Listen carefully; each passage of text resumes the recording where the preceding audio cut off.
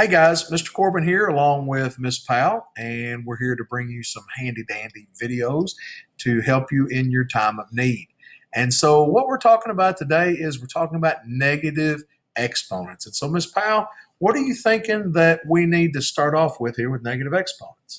Well, just starting off with a simple base x, it's raised to the negative 8 power. Negative exponents are harder to deal with. And if you remember, exponents is repeated multiplication. But when you're talking about that negative, it actually is going to turn it into a division problem. So basically, what Miss Powell is saying right here in her long, drawn-out way is if we have negative exponents, we can't leave them, okay?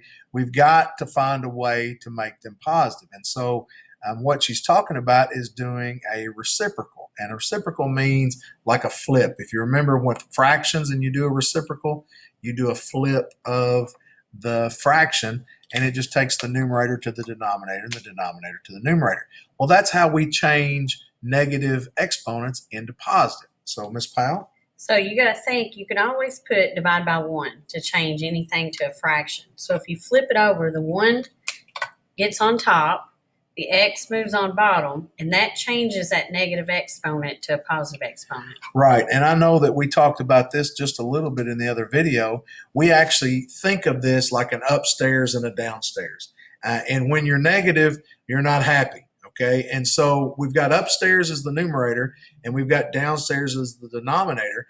And so the only way to make them happy, in other words, to go from negative to positive, is to move. And so if it's negative upstairs, to make it happy, you've got to go downstairs, okay? And if it's downstairs and it's negative, then we got to go upstairs to make it positive, okay? So if you've got a negative exponent, I go ahead and just put a 1 over. I think that's really smart, Miss Powell. And then if you flip it over, the 2 stays the same. The only thing you're changing is the sign of the exponent. Okay, now, so the base stays the same. Mm-hmm. Now, there's something else in there that's really confusing to me that I have to try to explain to students all the time. Where does your 1 come from that is left upstairs?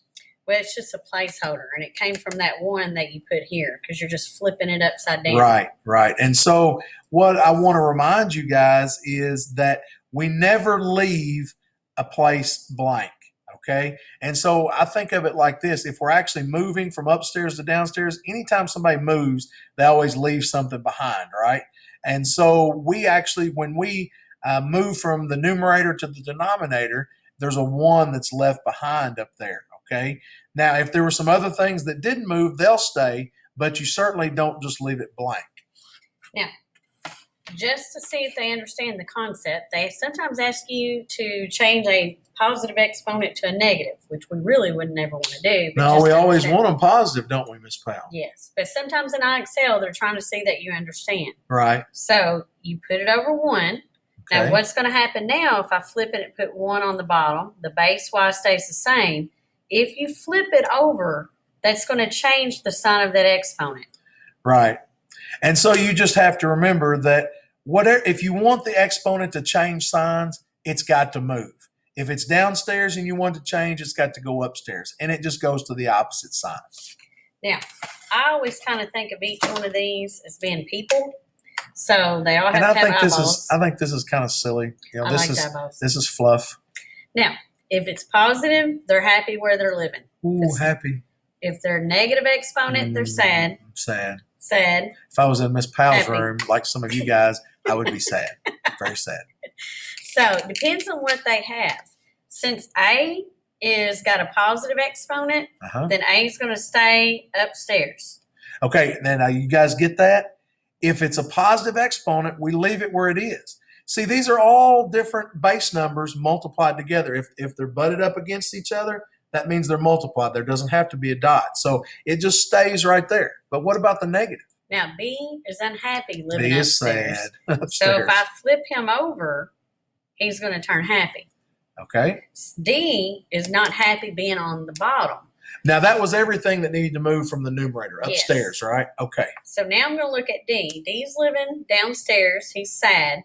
So as soon as I move him upstairs, his exponent becomes positive.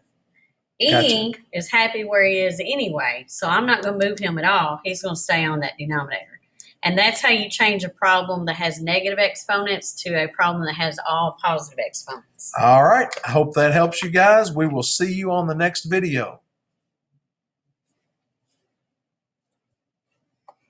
Okay. Now let's do power. You were still recording. I thought you We're still recording. I thought you hit